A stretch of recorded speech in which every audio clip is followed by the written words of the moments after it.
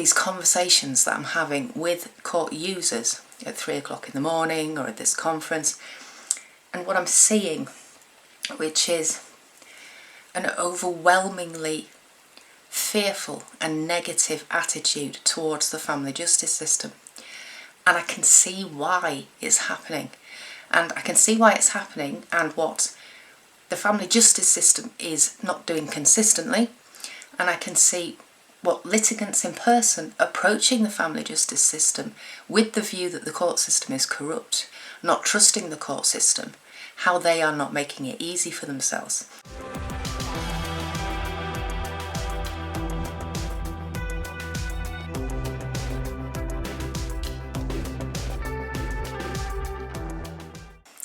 Hello and welcome to this vlog for the Survivor Diaries. Survivor Diaries vlogs are behind the scenes, so I'm going to be giving you some information about what's been happening over the last 2 weeks. It's been a while since there's been any vlogs or episodes. And also just to give you an idea of the direction where the next few episodes are going. There's some very important messages that I need to get across. And I'm hoping that you will help me to share these when these episodes come live, which will hopefully be next weekend.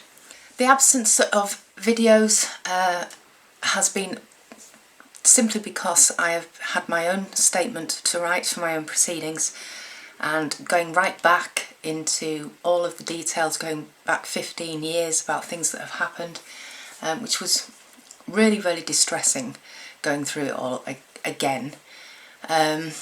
And as a court user, that's something that I want to make clear in the vlogs, in the episodes. It doesn't matter that I'm a family lawyer and I work in child arrangements and I deal with non-molestation order applications all the time. When it's my own, and when it's with my own ex-abuser that I'm very scared of, it's completely different. I am just like any other client, not wanting to be cross-examined, just not wanting to see him. I don't want to see him at all. And I need to do this because I need to get an order to protect me. I've said before in a previous vlog that I have a real fear that as we come to it's not the end of a co-parenting relationship, but as he realises that his master plan hasn't worked, that he will just snap. And there's too many stories in the news of this happening.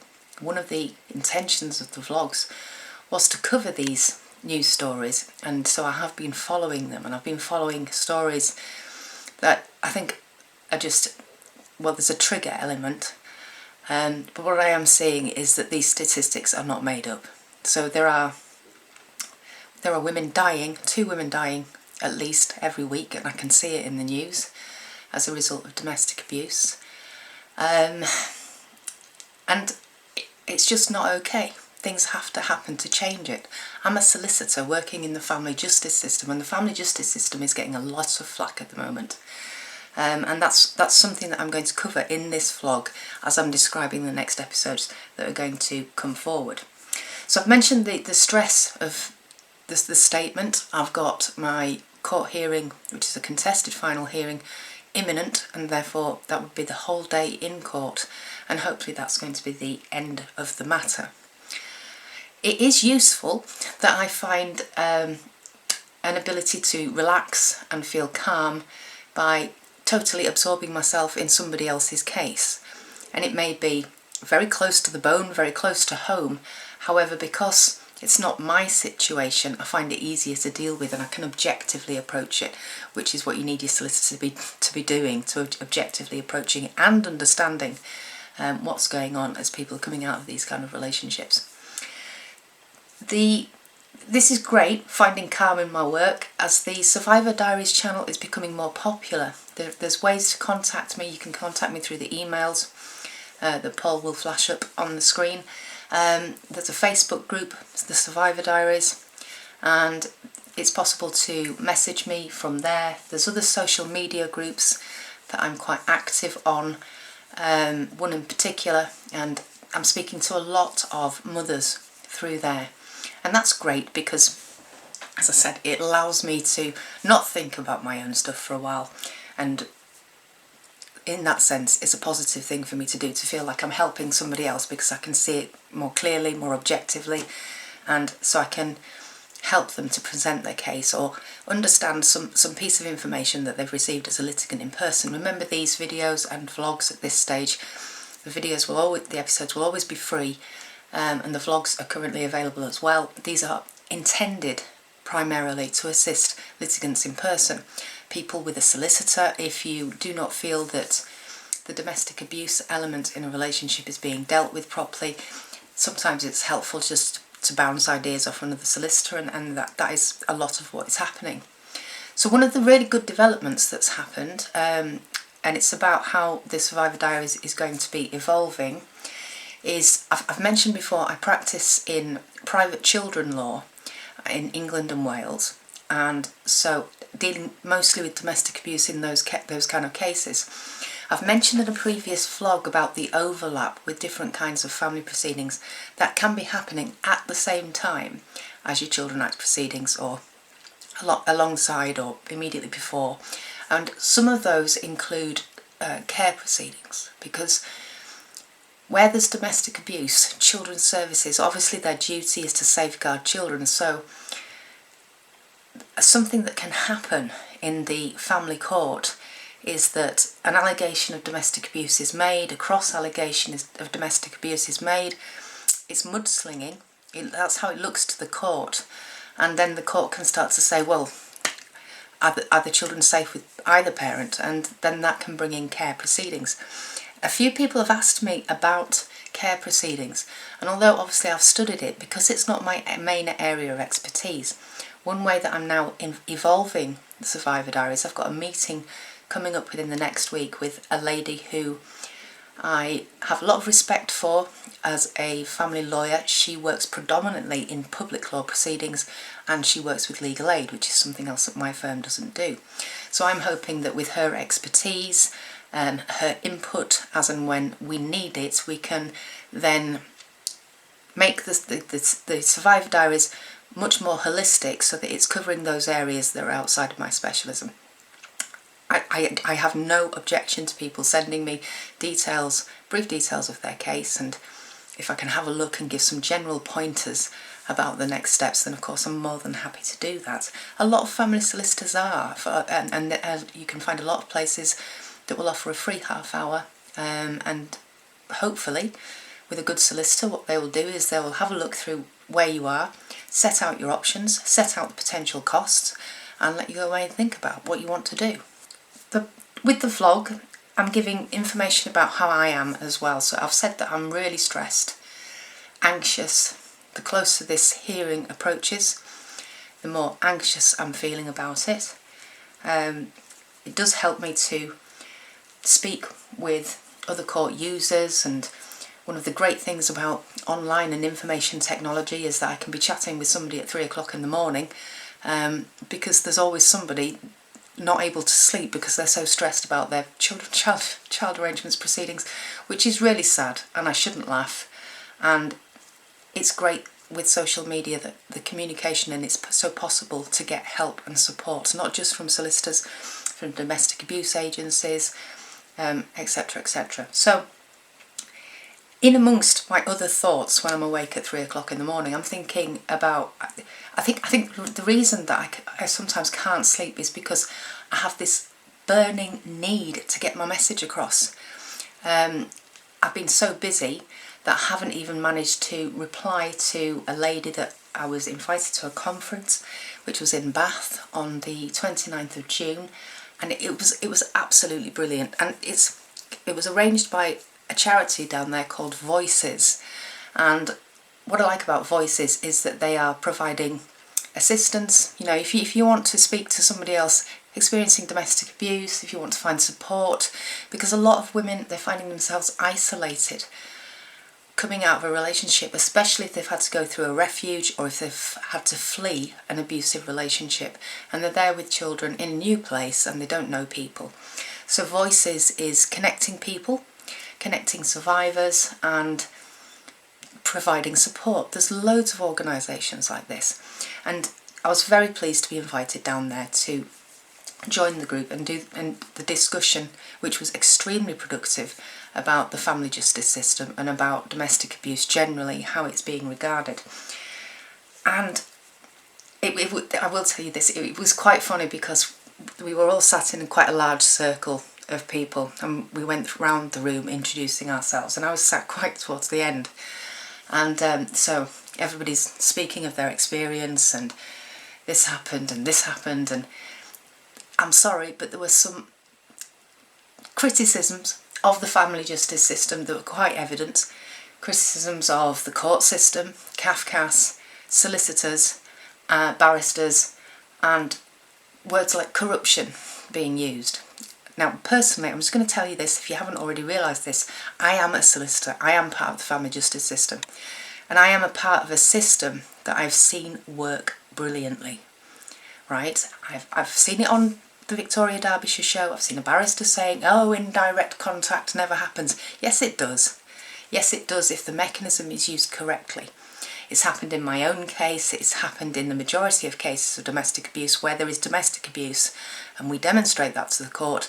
Quite often it's indirect contact until the perpetrator has accessed a domestic violence perpetrator programme with the acknowledgement and the ability to address their behaviour. And if they do that, they go on the programme. These programmes are hard to get on. They're a long time. You have to be very, very genuine. The people running these courses, they know what they're dealing with.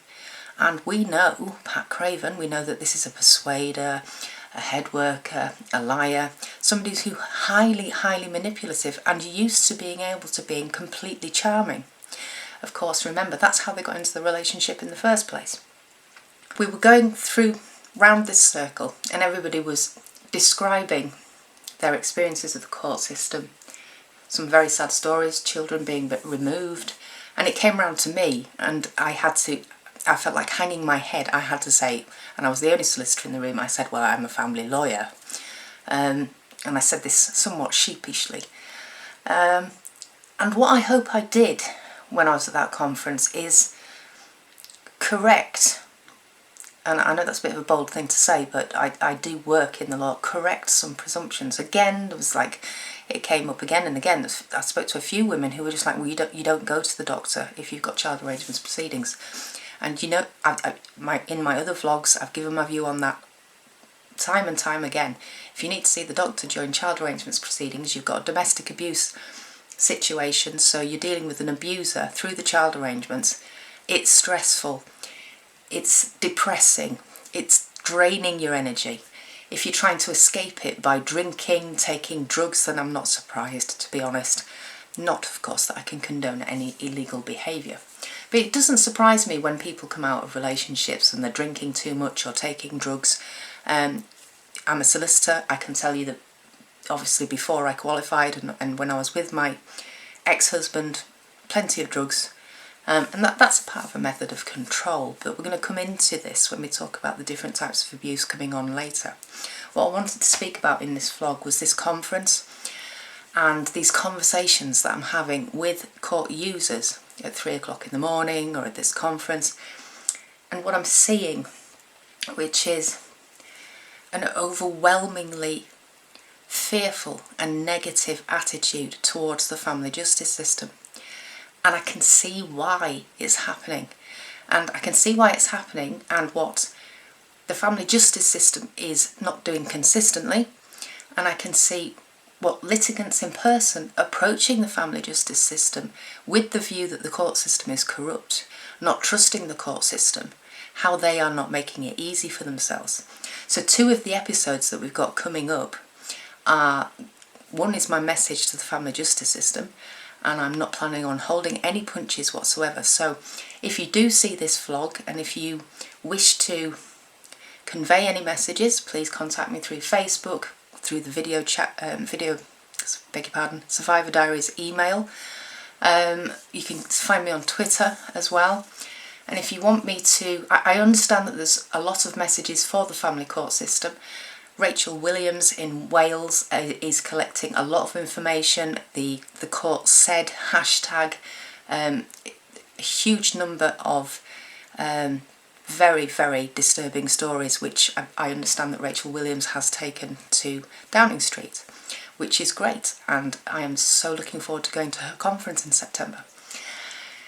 And once again, wandering off on a tangent, what I was saying was that listening to these women and seeing the difficulties that they're having with a system that isn't always working as well as it can do, and how the litigants in person, the mothers, the court user, there's a good and a bad court user. And I'm going to do 2 videos I'm not going to pull any punches with either, and it's my message to the family justice system and it's my message to the court user. And although I'm hoping that it's really, really helpful to both the family justice system and to the court user, I also run the risk of completely peeing off both groups as well, so that will be interesting, and I hope that that's not the immediate end of the Survivor Diaries. So this always comes back to, I feel like I can't rest when I'm up at 3 o'clock in the morning, when I'm reading messages from people. I have to answer. I have to say, okay, what did it say in the order about that? And we end up, having a chat about that. And it's because I'm constantly trying to get across my view and my message, and this is what I need sharing.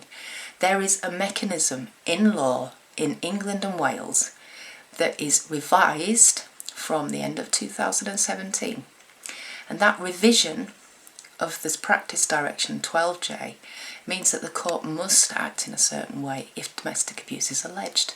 And in brief, I don't think that the courts have always called that right, and I think possibly, as I discussed at this conference, maybe the solution would be for a review of any cases post 2017, when the change came into the practice direction. I would do it, right? As a family lawyer, I would review them and see if domestic abuse was alleged, and if it was in such a way that the practice direction needed to engage, but it didn't. Now, there are reasons why the practice direction might not need to be engaged, and this must be, as I've said in the previous episode, you need this setting out in the order why it's not engaged. However, it should engage, and so my videos, they're going to be about the perfect client, the perfect handling of a domestic abuse case by the family justice system, and what goes wrong in both cases. So the message that I'm trying to get across, going back to that just for a second, obviously I'm very babbly today, but the message that I'm trying to get across is that this is a mechanism in law. It's there and it works, and it can protect the person subject to the abuse and the children, because remember, domestic abuse will always continue through the child arrangements. My message there is that the family courts must consistently follow the practice direction and consistently use the practice direction. And my message to the litigants in person is going to be about how they're experiencing the courts, and what I think is going wrong, being blunt. So I hope that doesn't annoy too many people. So just to summarise this vlog then, okay, so there's some important messages that I'm trying to get across. One, I wanted to explain my absence in vlogs and episodes for the last couple of weeks. This is going to resume with a double episode: message to the family justice system, message to the court user, what the court user needs to do and how they need to approach the courts, and what the family court needs to do when domestic abuse is alleged. And I need your help spreading this, because if I get this message to as many litigants in person, and then they take this to the CAFCAS officer or the solicitor if necessary, or to the court, and then they say, no, this is what must happen, then they will find, and it's being resolved about that, knowing that contact is not safe, and having the courts start to increase the good practice, because the court will have to look at the law, they'll have to look at the practice direction. And I don't mean to be disrespectful about the courts, but the changes to the practice direction are recent. So they need to make sure that they're up to date with that. So in amongst these 2 weeks, interesting developments. I've been at the conference in Bath with Voices. I'm hoping that I can flash up some information and their telephone numbers. They are an extremely good organisation. I love their passion for wanting to assist and change the way that domestic abuse is dealt with in society through the law. Similarly, like Rachel Williams Luke and Ryan Hart, people who are getting this message across about how insidious and how dangerous domestic abuse is to mostly mothers and to their children, very much so at all. I also wanted to explain about how we've got this interesting aspect evolving of the Survivor Diaries, hopefully to include an input from a public lawyer who also does legal aid, and then therefore can help me a bit with those questions that I'm receiving about public law care proceedings and when it's actually got to that. Finally, obviously there was a vlog with a duckling. It would have been probably 5 weeks ago since that vlog, and many people have asked for to see Bigster the duckling again, which is absolutely fine. I'm actually going to have to stop this vlog, go and get the duck and bring him in here, because if I had him in here now you wouldn't be able to hear me. And there's also a second duck, Lucy, and we're hoping that they're male and female duck. And I will stop the video, I will bring them in now just so that you can see them. So Bigster, I'll get out first. If any of you are expecting a little duckling up in my hair, prepare to be a little bit surprised. He gets a bit panicky when he's picked up sometimes. I know, darling, I know. And there is Bigster. Bigster is now the size of a small goose. His favourite things are, well, water, swimming, and pecking around in the garden. So Bigster is now almost a fully grown magpie duck. He's looking very interestedly at the camera there. So I'm going to pop Bigster back in his cage. I don't know if I'll be able to bring Lucy out.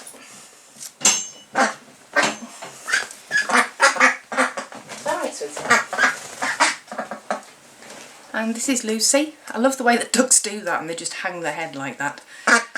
Lucy, again, they get very nervous because of their size.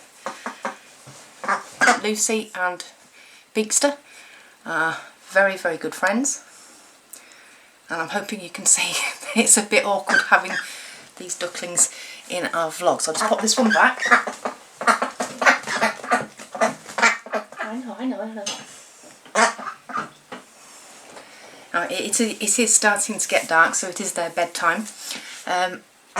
I'm going to take the ducks, pop them back into bed. Thank you once again for tuning into, and again I'm showing myself to be some 100 years old. Thank you once again for watching this vlog for the Survivor Diaries, and I hope to see you very soon in our next double episode. Thank you for watching, and bye.